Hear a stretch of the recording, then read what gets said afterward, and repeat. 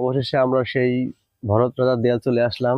এখন শুরু করব আমরা ভরত রাজার সেই দেয়ালের বৌদ্ধ মন্দিরে উঠবো।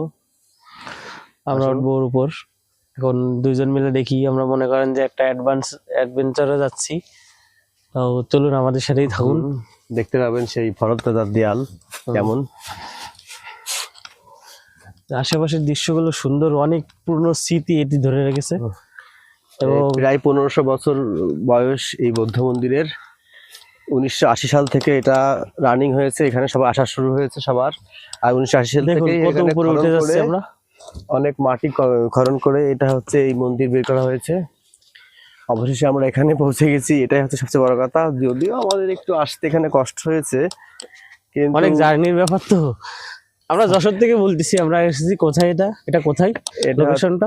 এটা হচ্ছে কেশবপুরের থেকে হচ্ছে যে ভেরচি, সে ভেরচির ভরত রাজার দেয়াল এটা। ভাই গেছি আসলে আমরা এখানে উঠতে আসলে পাহাড়ের মতো তো দেখেন আশেপাশে আপনাদের এখন ঘুরে দেখাবো।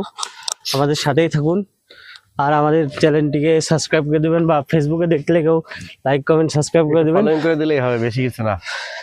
আর একটা ফলো দিলে বা সমস্যা কি, আপনাদের তার আহামরি কিছু হচ্ছে না। এই তো মরিস।